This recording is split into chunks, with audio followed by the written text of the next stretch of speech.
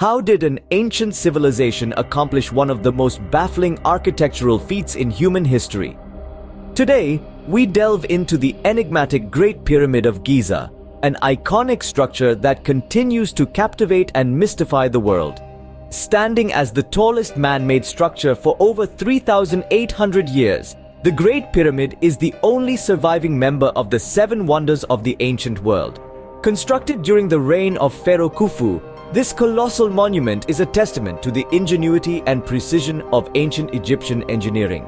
Theories about how this pyramid was built are as numerous as the stones that comprise it. Some historians suggest that a giant ramp winding around the pyramid was used to haul the massive limestone blocks into place. Others propose the use of intricate lever systems, or even the possibility of a straight, steep ramp that reached the pyramid's apex. Each theory attempts to unravel how the ancient builders managed the placement of over 2 million stone blocks, each weighing an average of 2.5 tons. But the purpose of the Great Pyramid is as mysterious as its construction. While traditionally believed to be a tomb for the pharaoh, this pyramid diverges from others in significant ways. For one, it lacks the elaborate hieroglyphic decorations typical of royal tombs, which are usually rich with spells and images guiding the pharaoh into the afterlife. This anomaly has led some to speculate that the pyramid might have served a more complex, possibly astronomical or spiritual function. Its precise alignment with the stars and the cardinal points suggests a deep astronomical knowledge and possibly a spiritual or ritualistic purpose linked to these celestial alignments. Inside, the pyramid's layout is no less puzzling. The so-called King's Chamber and the mysterious Grand Gallery offer few clues but provoke endless questions. The lack of inscriptions and the stark geometric simplicity of the chambers contrast sharply with other burial sites, adding layers to the enigma. The Great Pyramid continues to guard its secrets tightly, challenging experts and enthusiasts to decode its silent messages. Imagine a guidebook that you need only after you die. What secrets does it hold about the journey beyond? The Book of the Dead is not a singular book, but a collection of ancient Egyptian texts consisting of spells, charms, and prayers, all meticulously compiled to serve as a spiritual GPS for the deceased. These texts, often written on papyrus and placed in the sarcophagus or tomb walls, were designed to guide the souls through the dangers of the underworld and into the afterlife. Delving into its contents, the Book of the Dead reveals fascinating spells such as the spell for transforming into a lotus, allowing the soul to achieve rebirth, and the spell for not letting the heart create opposition, ensuring the heart does not speak against the deceased at the judgment. Another significant spell, the spell for crossing the lake of fire, provided safe passage over the fiery waters, believed to be one of the perilous stages in the journey to eternity. The significance of the Book of the Dead in ancient Egyptian culture cannot be overstated. It was integral to their burial practices, reflecting a civilization deeply invested in the spiritual journey after death. This collection of texts underscores their belief in an eternal life and the importance of preparing meticulously for it. The spells within were tailored to the individual, allowing them to navigate their unique path through the challenges of the afterlife. These ancient beliefs about death and the afterlife have profoundly influenced modern understanding of Egyptian spirituality.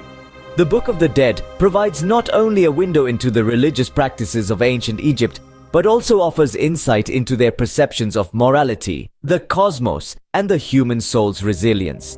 The Book of the Dead not only illuminates the path to the ancient Egyptian afterlife, but also lights up our understanding of their profound connection to the world beyond. How did a single stone become the key to unlocking the secrets of an ancient civilization's language? The story begins in the late 18th century, when the Rosetta Stone was unearthed by French soldiers near the town of Rosetta during Napoleon Bonaparte's campaign in Egypt in 1799. This slab of granodiorite, modest in appearance, was inscribed with a decree issued in 266 BC during the reign of Ptolemy V. What makes the Rosetta Stone truly remarkable isn't just its age or the decree it bears, but the fact that it features the same text written in 3 different scripts: hieroglyphic, demotic, and ancient Greek. This trilingual nature was a crucial puzzle piece in deciphering Egyptian hieroglyphs, a script that had been a mystery for centuries. For years, the symbols of hieroglyphs had been incomprehensible to scholars, rendering the vast history of ancient Egypt mute. The Greek script on the Rosetta Stone, a language that was well understood by 19th century scholars, provided a critical breakthrough. By comparing these texts, the French scholar Jean-François Champollion made a groundbreaking discovery in 1822. He realized that hieroglyphs were not mere symbols but represented a combination of alphabetic and syllabic elements along with determinatives, which are symbols that clarified the meaning of the words. Champollion's work on the Rosetta Stone ignited the field of Egyptology, transforming it from a world of speculative translations to one of rigorous historical scholarship. This decipherment opened up vast archives of knowledge about the governance, religion, and daily life of ancient Egyptians, preserved for millennia on temple walls, tomb inscriptions, and papyrus scrolls. The impact of the Rosetta Stone extends beyond academics. It has captivated the imagination of countless individuals fascinated by the connection to a civilization that flourished over 2,000 years ago. The Rosetta Stone did more than just decipher a language.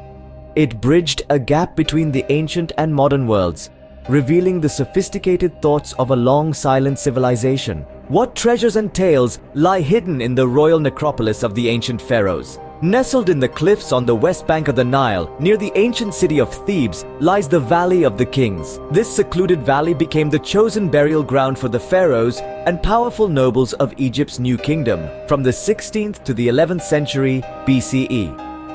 The Valley of the Kings stands as a monumental testament to the architectural genius and artistic vision of ancient Egypt. The tombs here are more than mere final resting places. They are complex underground palaces, carved deep into the limestone hills. Each tomb was designed to celebrate the life and accomplishments of the pharaohs and to help them in their journey through the afterlife. The walls, vividly adorned with intricate paintings and hieroglyphs, tell tales of divine encounters and earthly triumphs, revealing a rich tapestry of mythology and daily life. Among the most stirring of discoveries in this valley was the tomb of Tutankhamun, unearthed by Howard Carter in 1922. Hidden beneath layers of debris, this nearly intact tomb was a treasure trove that captivated the world. It held not just the famous golden mask, but also a wealth of artifacts that offered unprecedented insights into the opulence and mystique of pharaonic Egypt. Even today, the Valley of the Kings is a hive of archaeological activity. New technologies like ground-penetrating radar and digital mapping are peeling back the layers of history, offering the promise of new discoveries. Each excavation season could potentially unearth new corridors or hidden chambers laden with artifacts, each adding a new chapter to the story of ancient Egypt. As we delve into these ancient tombs, we are reminded of the incredible ingenuity and spirituality of the people who built them. Each tomb in the Valley of the Kings is a portal to the past, holding stories of power, religion, and artistry waiting to be retold. How did a single religious site grow to become a city of temples, each stone telling a story of devotion and grandeur? Nestled on the east bank of the Nile in Luxor, the Karnak Temple complex is a colossal site that spans more than 200 acres.